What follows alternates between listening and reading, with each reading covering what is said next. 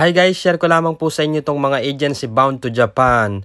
Disclaimer lamang po, hindi po ako kasama sa mga recruitment agency na babanggitin ko. Nais ko lamang pong makatulong sa inyo kung nais nyo pong mag-apply papuntang Japan. Ito po yung mga agency legit.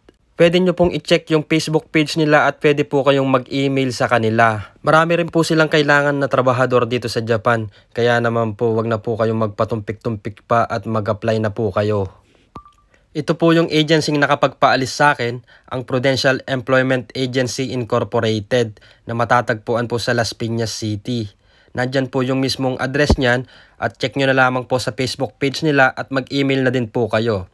Napakaganda po ng agency na yan kasi po no placement fee, no salary deduction at libre po yung pag-aaral mo ng Nihongo o Japanese language.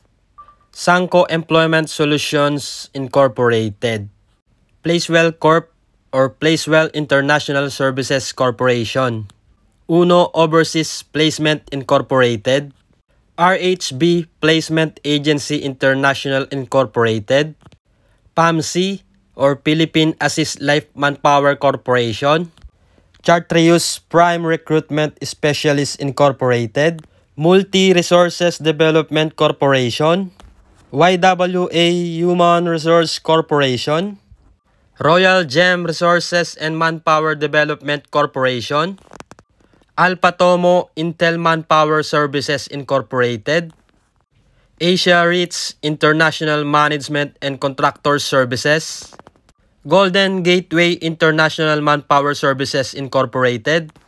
Ayan na po lahat yung mga agency alam ko na bound to Japan. Check nyo na lamang po sa Facebook page nila at mag-email na po kayo. Good luck! Sayonara!